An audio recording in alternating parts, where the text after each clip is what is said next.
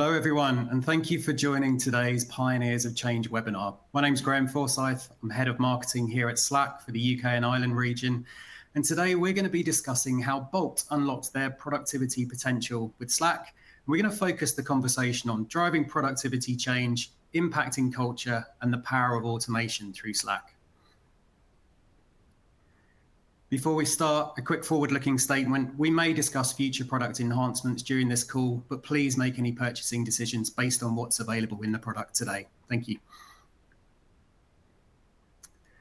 A little housekeeping for you all. We do want this session to be as interactive as possible. You've got the Q&A or chat option in the event platform, so please do pose questions to our speakers during the session, and we'll try and answer as many as we can. We'll hopefully do some live, and we'll also save some towards the end if we have time as well. The recording for this session will also be sent out after the event, so do look out for that as well.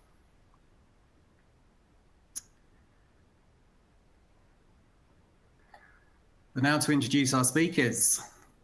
First of all, a huge welcome to Mathis, who's the Head of Internal Communications at Bolt, and to Megan, our Senior Solutions Engineer here at Slack. Mathis joins us to share how Bolt unlocked their productivity potential with Slack. And Megan will end our session today with an amazing platform demonstration to show you visually how Bolt are achieving their objectives through Slack.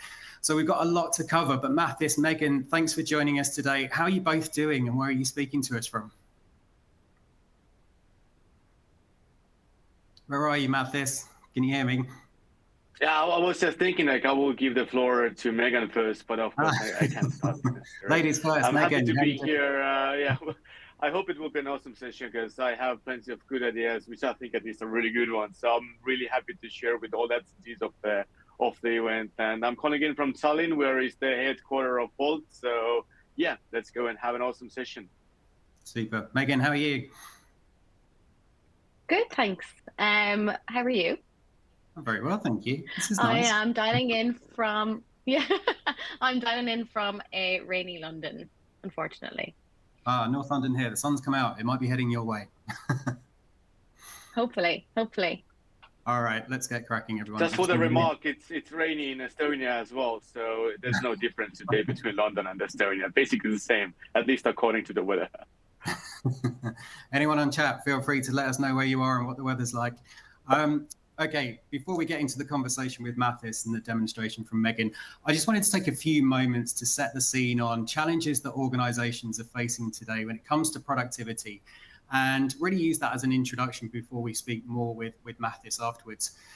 And Slack recently launched their second State of Work report, which is a global survey in partnership with Qualtrics. It was produced between February the 24th and March the 21st this year, and conducted with over 18,000 workers, from executives and leaders to managers and desk workers across 9 countries around the world.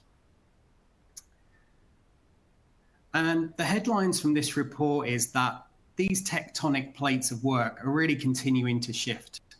So it's leaving companies in a need for a new approach to productivity.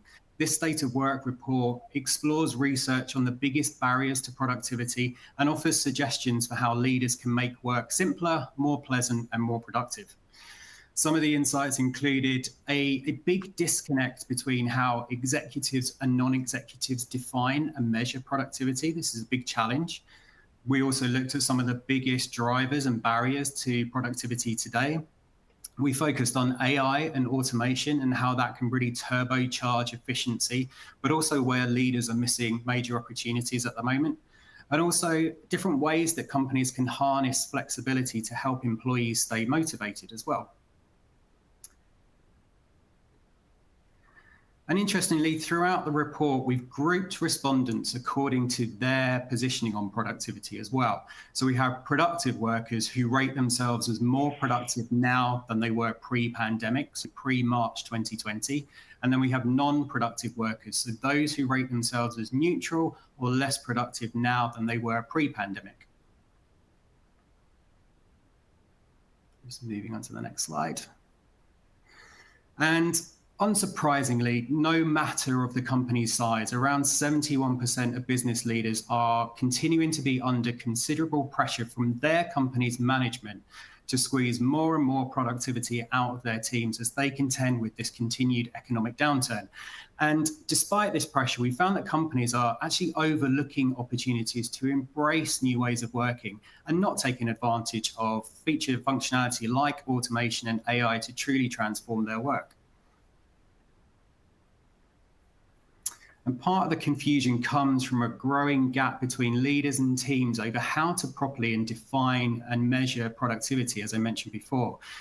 We saw that many executives still rely heavily on visibility and activity metrics. 27% are still using these as their top overall productivity measure. However, what we saw from an individual contributor perspective was that they're preferring to be measured on what they produce or what they actually achieve. That was then followed by the quality and the impact of their work or their personal growth or their skill development.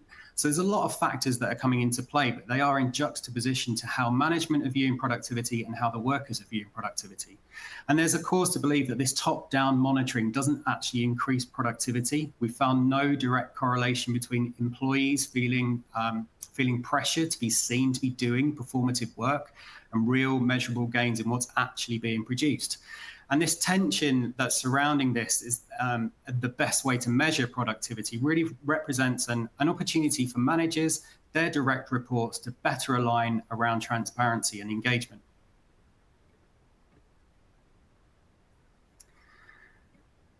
And those who say that they are less productive today are quite often bogged down by unnecessary meetings and emails. And in fact, 70% say that fewer meetings and fewer emails would improve their productivity.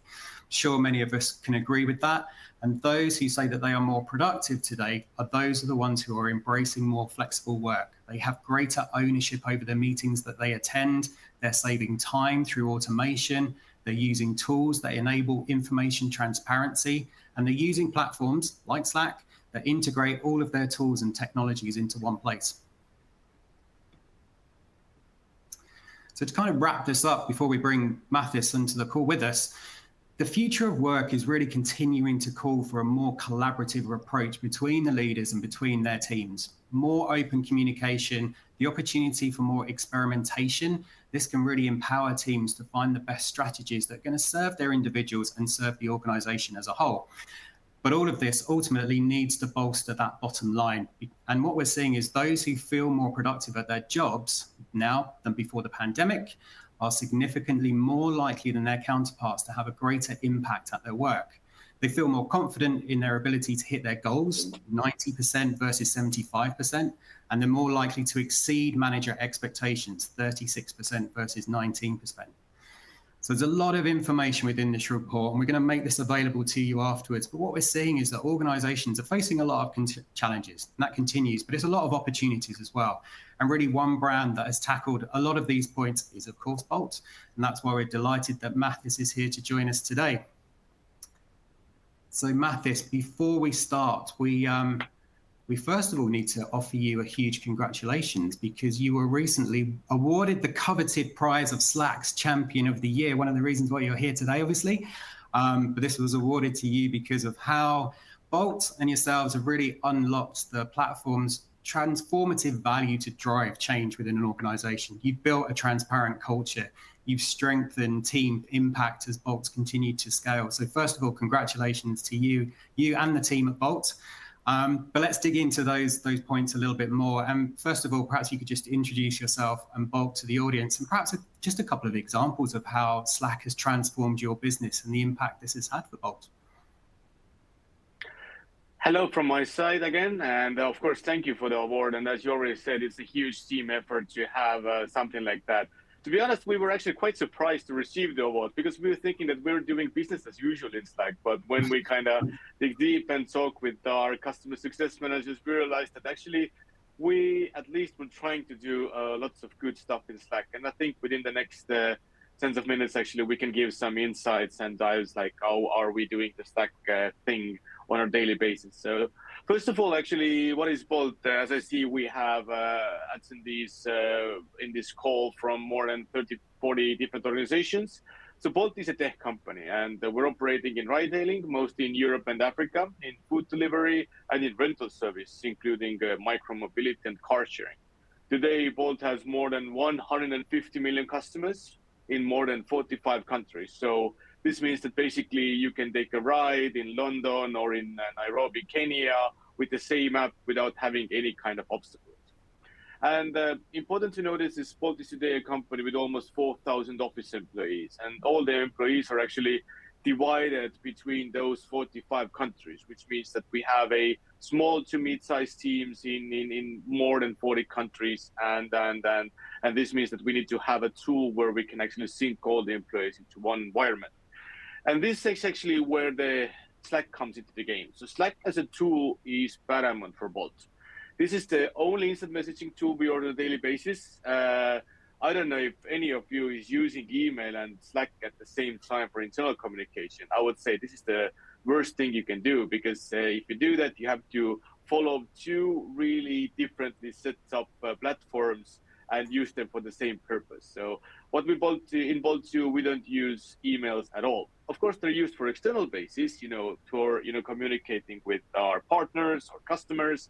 But as soon as we have a possibility, we establish a Slack Connect channel with our partners, so we can still move the conversation from the email to the Slack platform.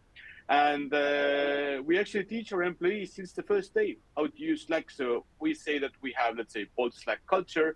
And if we want people to kind of use and be that part of that culture, then we actually start working with them and how to use Slack at Bolt from the first day of their employment. Already great examples, Mathis. So, I mean, in my introduction, we touched a bit on this, what we're calling the productivity paradox, where executives are relying on kind of visibility and activity metrics to define and measure productivity. And as I said, employees have got this preference to be measured on output and results. You're a hybrid organization, Mathis. So how do you think about measuring productivity at Bolt, and has Slack driven results for you through that? Yeah, I thought I wanted those examples, and it's from the executive level. I think people really want to, or executives really want to know how their employees are doing. But I think there are better ways than just tracking where and what they're doing. So, for instance, at Bolt, we rather encourage people to add focus times to their calendar, so they can actually, zoom out. They can do whatever they want. They can, concentrate on the stuff which is important for them at this moment. So this actually means that when people are on the focus time, they are basically out of focus, out of office for all the others. And when you are, not in focus time or at the meetings or in the office, everybody knows that you're available. And also, for example, actually, I have a really good fresh example. Yesterday, we had a company-wide meeting, which we call as Global All Hands. The participation rate of those all hands is around 70-80%, which means more than 3,000 people usually are attending the event. And actually, at the end of every all hands, we share a productivity tip. And yesterday's productivity tip was that as July and August are the most popular vacation months per year, then we actually encourage people to use that time to review all the meetings they have. So this means they can check how long should the meeting be? Do they need to have, one-on-ones with the peers, 60 minutes every week, or it can be bi-weekly, or it can be once a month. Should it be 60 minutes or 30 minutes? And also through those kind of examples, we actually highlight people that there's no need of being at the meetings just for being a polite person. You can always ask at the meetings that if you're needed, and if you're needed for what you're needed, and so on.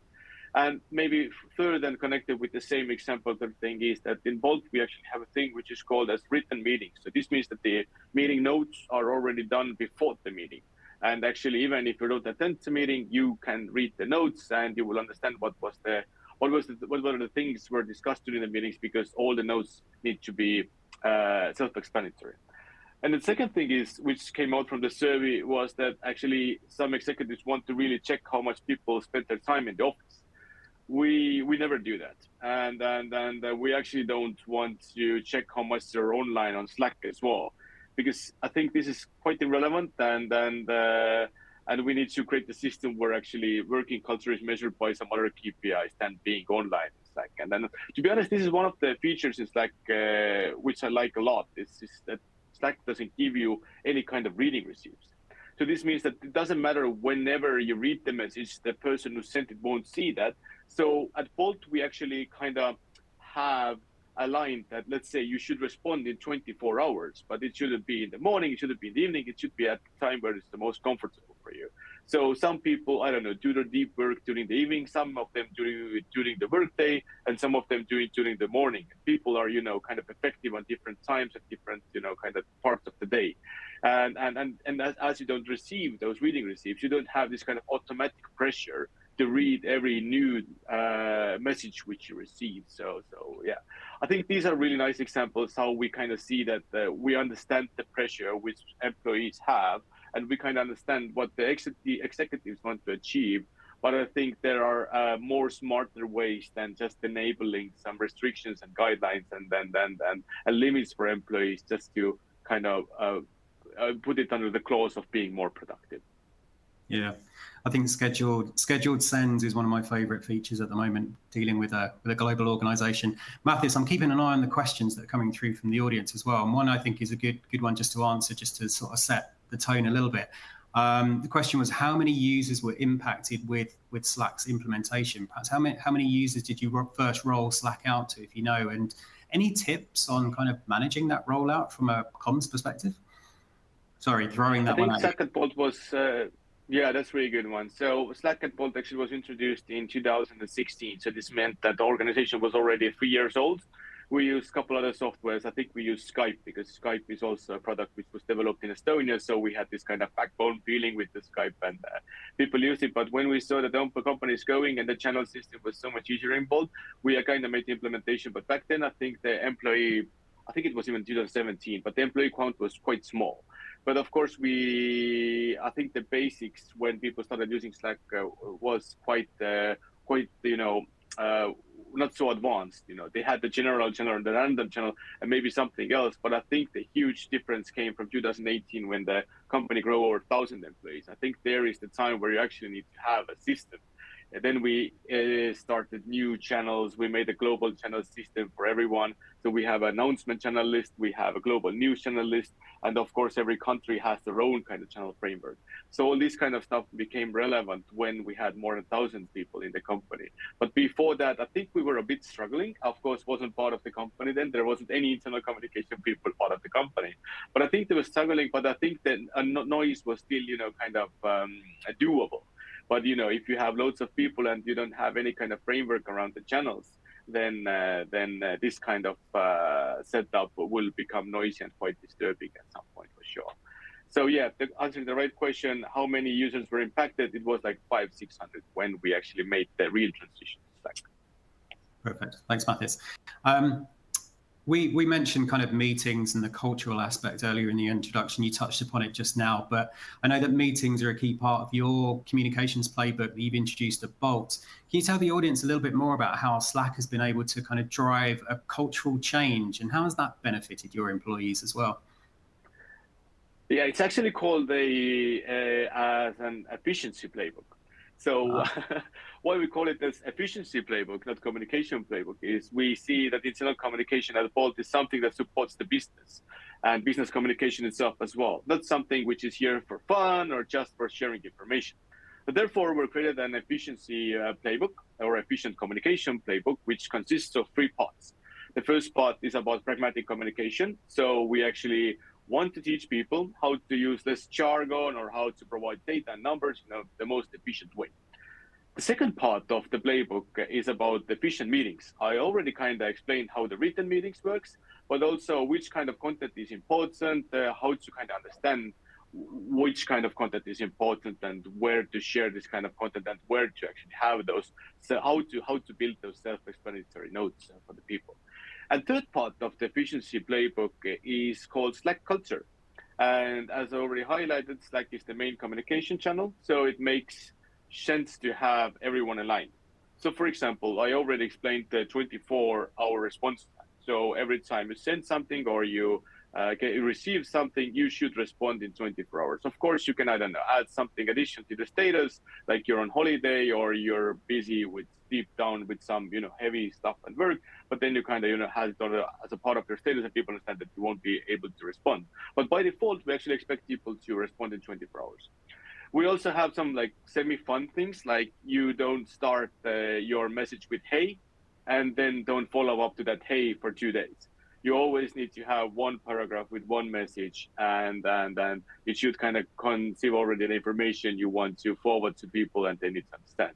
Or we tell people to use emojis, because emojis can actually help you to save time, and they can help you to even the reading receipt thing can be fixed with emojis if you want, but not too many emojis. Let's say if you have an announcement which is 2 paragraphs, then maybe two emojis are enough, not like 22 as sometimes you might think about. And also like things like where to post things. Of course, that Slack is kind of divided between direct messages and channels.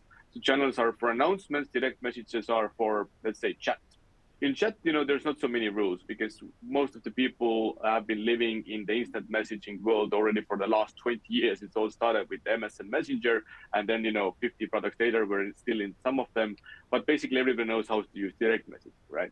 But for the channels, we actually have created some rules. Like, for example, if you share something or announce something in a channel, the content itself has to be relevant for at least 50% of the people. If it's not, then you have to find the proper channel. And of course, how to put together an announcement, like what should be the ingredients, what should be the length, how you have to, I don't know, basically how you have to think to have your legs in the reader's shoes. So these kind of things are part of that efficiency playbook. So I think it's a good example to highlight, Yeah, excellent. You just mentioned emojis. I normally save this question to the end, but let's do it now. What's your favorite emoji at this, and why is it your favorite emoji? I use lots of emojis, but I see the more mature I am in organization, I stick to 5 of them.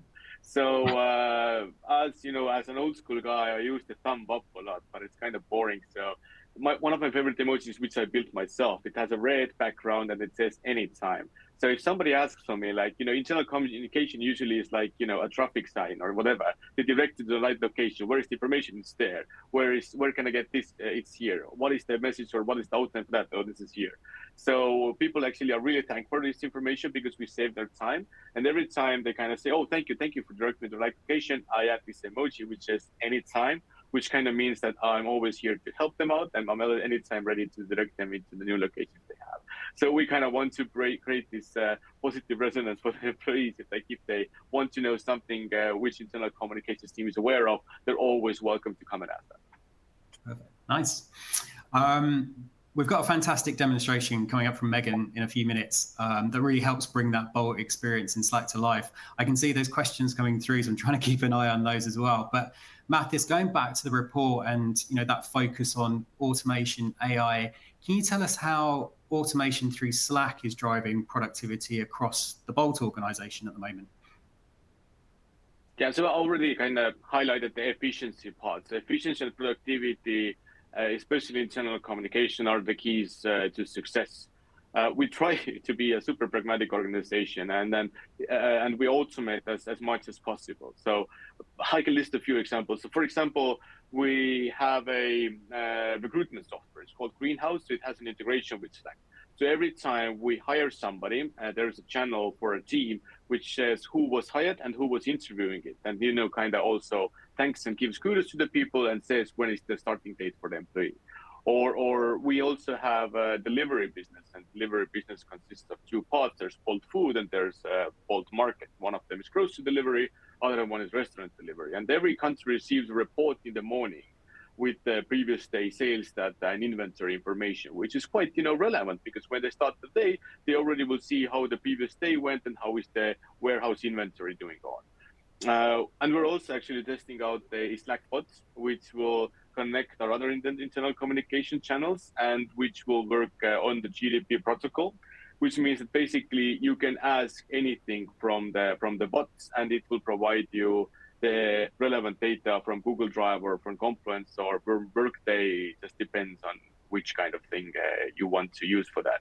So this is one of the things I'm super excited about. Of course, then many people won't anymore reach out to me and I can't put the anytime emoji for them, but still, I think we will save hundreds of minutes of time if people, it's just for random things like how many absence days I have left. Right now, you have to make like 10 clicks to get that on a different platform, but imagine how awesome it would be if you would be able to ask the same question from Slack. And actually, one last example, which I kind of find really useful is Slack has done some really amazing stuff with Workflow Builder. So I haven't used the Workflow Builder for like months because there wasn't a reason, and I used Zapier for other integrations. But the Workflow Builder has really revamped the design and how you can use it. And before it was like you needed to have some tutorial next to it, and you really needed to think about how to do things. But now it's so self-explanatory. You just open the workflow and you can do different things. Like, for example, we are launching a new software for traveling. And we are, of course, creating a channel where we share news about the channel. But we don't want this to be a feedback channel. We want this to be a news channel. So we kind of created a super easy workflow. So if somebody asks a question about the platform, then we direct them to the right place. And if you build a workflow, you can just use an emoji. You react that message with an emoji, and automatically in the thread, you will have the automatically generated response. You can have a funny name for the person, and of course, the profile photo for the person who actually shares that response to the thread, like a travel buddy or whatever, who says that if you have this issue, go to conference. If you have that issue, go and create a ticket on the service desk or something like that. And you can have them as many and as much as you want, and it definitely will save those people's time who are implementing the new software, so they can actually concentrate on the implementation, not on the feedback, and not on the regular messages which people just pop up from random times. Perfect. You've covered so much, Mathis, but I'm going to just finish with one of the questions before we move to Megan that's come through, and it's from Svetla, who says, in my experience, I've realized that not everyone is Slack savvy. Very true, Svetla, and knows how to utilize it efficiently to ease their work life. Did you do anything to minimize this information gap? I think that kind of goes back to the efficiency playbook a little bit, doesn't it? It does. And the thing is, like, every day your workday starts with opening your laptop lead and opening Slack app. And your workday actually ends with closing the laptop lead and closing the Slack app. So if you have everything in Slack, if all the information is being shared in Slack, and if you have those integrations, then Slack just becomes the only tool you'll use on a daily basis. So, for example, whenever you need something from your team, the Slack is the tool for that. So you don't need to, I don't know, create the WhatsApp conversation or go to Facebook or whatever. Everything is happening already in Slack. So this, I think, actually reduces the noise of channels. And you only need to learn only one channel. And of course, we see some people struggling, but for them, we have a more special and more thorough onboarding. So they get this kind of a first day onboarding, and then they can have a follow-up onboarding a month after they joined. So in that second onboarding, we actually kind of explain them more thorough how you can make Slack as a tool beneficial for you. But to be honest, so far people are more happy that we are using only one tool rather than arguing with us to have some additional tools or bring back email or stuff like that. Even like high-level executives, like C-level people who previously hadn't used Slack, started loving it if they see how efficiently you can use the tool. Brilliant. Mathis, we'll let you have a little break. There are some more questions, so we'll try and get towards those at the end. But I do want to now hand it over to Megan, who's going to give you that demonstration, an example of how Bolt is unlocking their productivity potential through Slack. So over to you, Megan.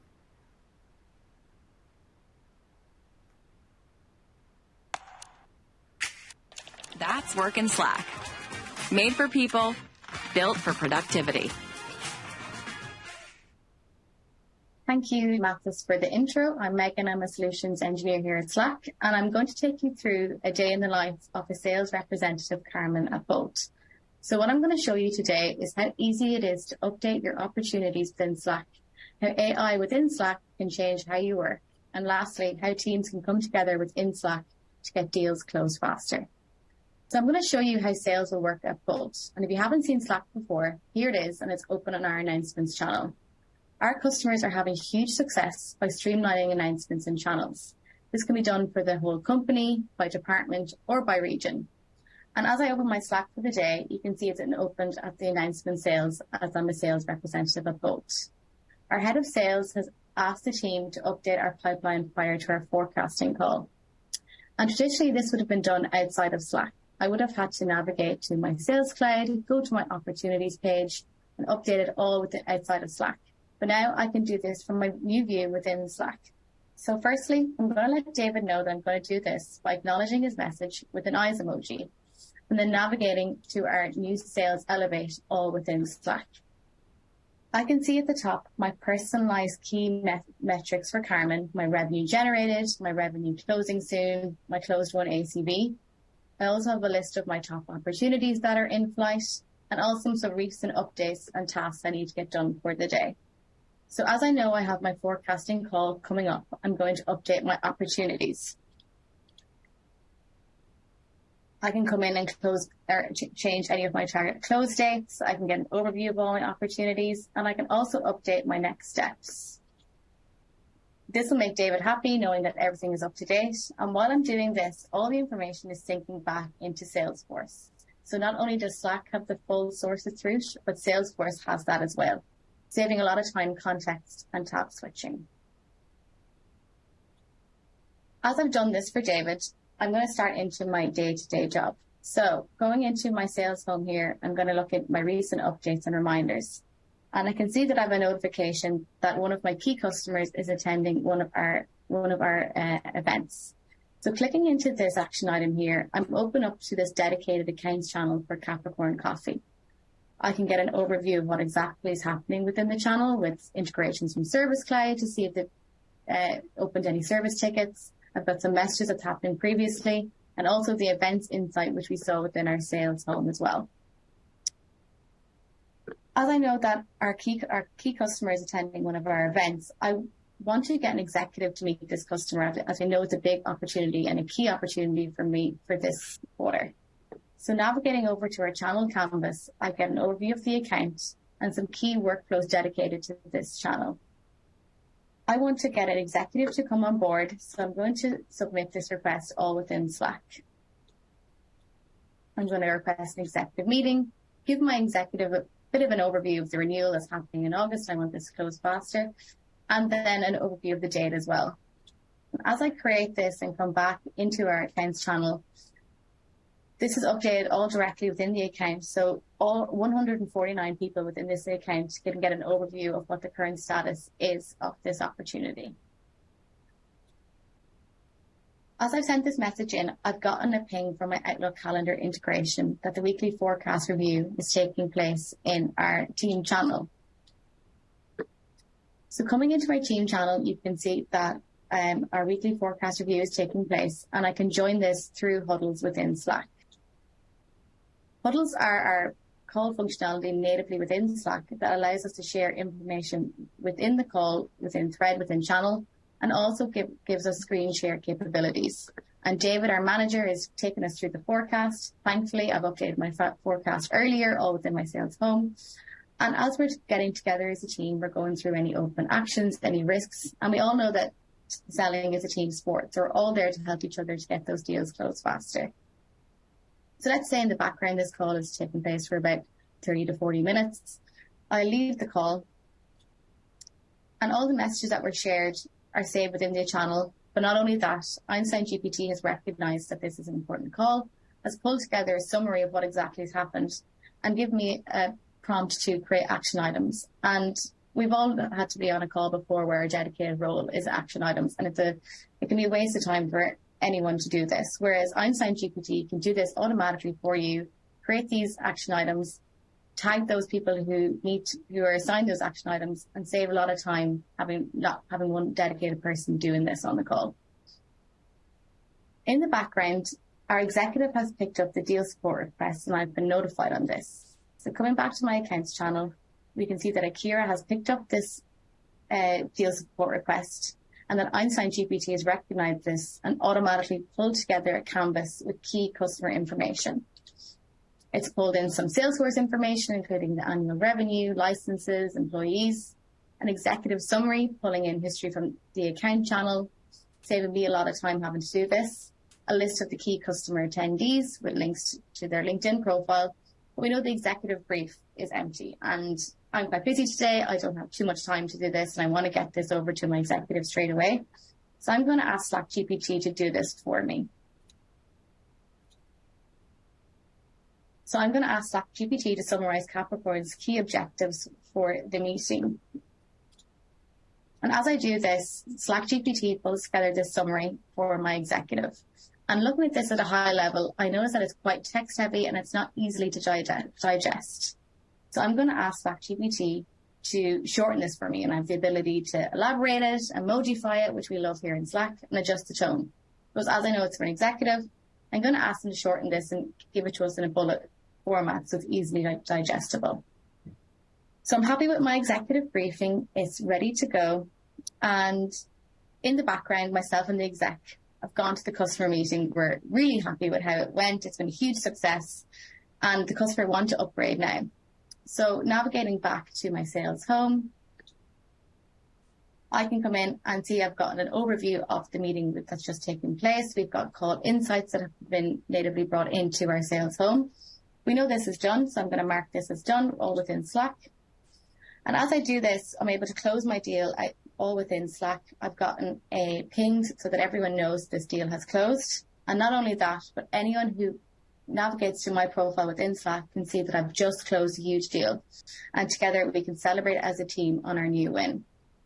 So what exactly did we see today? With our new Sales Elevate, it's easy to update opportunities, get key notification and alerts within Slack for your opportunities. The power of Einstein GPT and Slack GPT within Slack to save time for our sales representatives, and how easy it is to come together as a team within Slack to close deals faster through Workflow Builder, Huddles and Sales Elevate. That concludes the demo for today. Back to you, Mathis, for Q&A.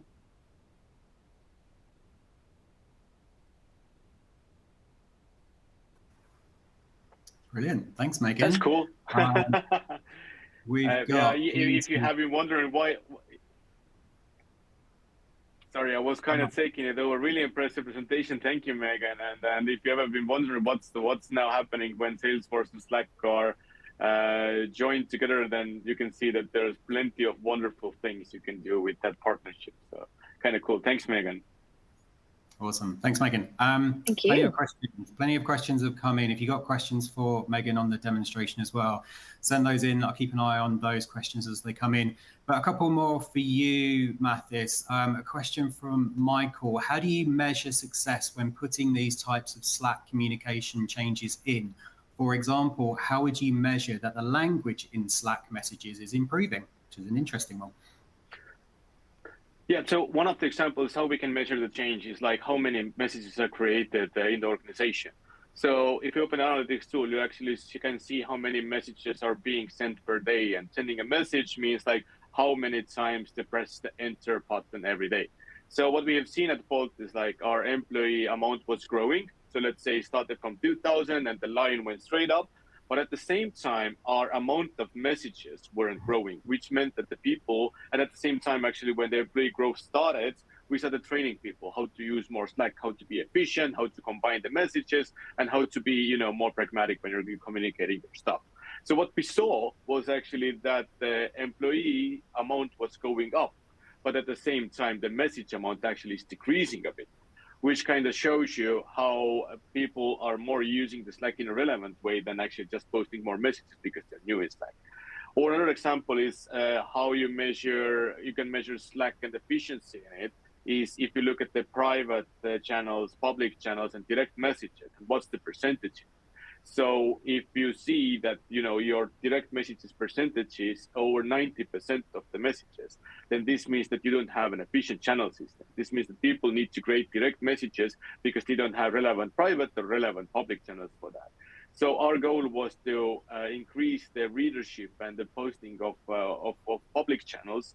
And I think we started from 30 and we're right now above 50. So more than 50% of the messages are being read in public channels, which is public and private channels, so both combined. So which is, I think, a really good result because we realized that creating more relevant channels and reducing the old ones, which people don't use anyway, or which are just there for, I don't know, for sake of being there, then this actually loses the efficiency. But if you create more proper channels, then people read more, and in the end, it reduces noise as well.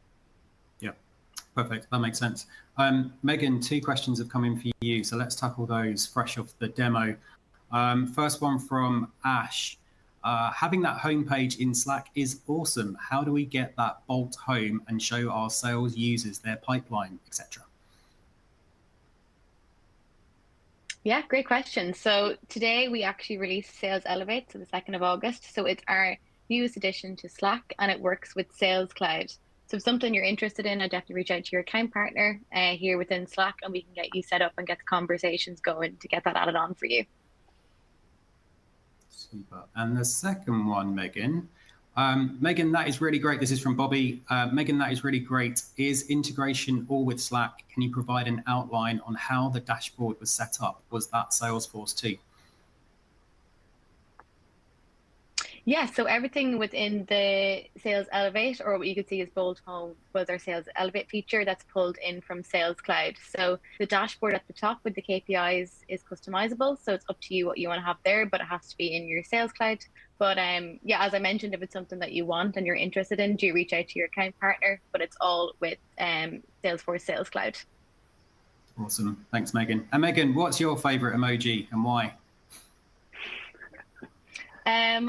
Oh, I don't know if anyone's into GIFs. I feel like a lot of people are, but the Homer bush is my favorite one. So when Homer Simpson disappears into the bush, whenever you get a message you don't want to reply to, is my favorite.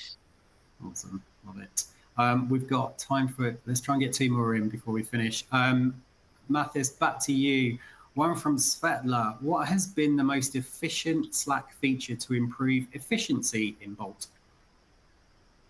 So I would highlight 2 features. First of all, Slack Atlas, because it removed so many extra steps. So if you don't know what Slack Atlas is, it's basically a directory book of your employees. So you probably have it as a part of your HR, and normal people have it as a part of their Facebook profile. So you go to your friends and you know who your friends are. But in the Atlas, you actually can build this kind of social media look-like feature, but inside of Slack. And you can add, different things like, what are you doing? What's your biography stuff? Or also like business sensitive and important things like what is the person working on? What are the projects they're working on? In which office they are? Lots of dates, important dates like birthday or joining dates. And also you can see the organization structure and it looks really cool. And I think it has saved loads of time for employees to understand who is who and working from where. Because, as a global organization of Bolt with nearly 4,000 employees in 45 different locations, it's sometimes a struggle if somebody texts you and you really need to know who the person is. So this kind of improved profile feature has saved loads of time for us. I can assure that. And the second thing is I think you mentioned the scheduled feature already earlier. I'm also loving the new save feature. So people actually, whenever they need to do something, they can keep their task list already in Slack. You save the message or you make it to remind you later. For instance, I got a couple of messages during this call, so I saved them so I can follow up on them after this call. So these kind of features, I think, help people to not to miss any important stuff, and they can still keep themselves on track because they see what's undone and what is done already as well. So yeah, those 2 things definitely come from the top of my mind, which are helping me and many other people on a daily basis, for sure. Okay, that makes sense. Brilliant. And last one, Mathis, from Felicia, which I think is a good question. How do you control that people only post content that is relevant for at least 50% of the channel? So there is a possibility for manual intermission. So you can tell them that maybe there's a better channel for this kind of content. But mostly, actually, we don't have an issue with that. As long as we tell people to choose the right channel, then people actually reach out to our team quite a lot and ask what is the perfect message for this channel. The most common, let's say, example is that we are doing some kind of internal hiring. And we're looking for a role which can be filled from, let's say, a few teams. Like it's, let's say, connected with content. So definitely it needs to have some team connected with the content, like customer support, content team in general, marketing in general. So instead of announcing that we're looking for a person in the global people channel, where you have, let's say, 90% of the people who don't resonate with the content, we will actually help them to find a smaller channel where they can actually announce that they're looking for a new person who will be, let's say, a knowledge manager in the more relevant channels. Perfect. Brilliant. Okay, our time's up, I'm afraid. I'm sure everyone in the right time zone wants to go for lunch, or people have been enjoying lunch. Apologies to the questions that we didn't get to. I'll try and pull those out of the system, and perhaps I can share those with you for some comments afterwards, Mathis, and we'll try and get them back out to you. But a huge thank you to Mathis from Bolt and to Megan from Slack for joining us today. an even bigger thank you to all of you who have dialed in. So many questions. It was really interactive, which was great. We will send you a link to the recording following this call. We'll also give you access to the State of Work report, which I mentioned in the introduction. If you'd like to find out more about Slack, then please do head over to slack.com. You'll find a great Bolt case study on there as well if you want to dive in even more. Otherwise, we hope to see you at our next event. Mathis, Megan, thank you very much. Thanks for joining us, and everyone have a fantastic day, and we'll see you soon. Thanks a lot. Yeah, thank you for having me. And of course, Thank you.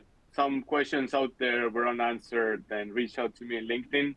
I reached out to Graham as well. And we're of course, we're of course happy to help everyone who has issues who actually want to improve their Slack framework and their Slack workspace, because it's the sake for all the employees. Have a great workspace.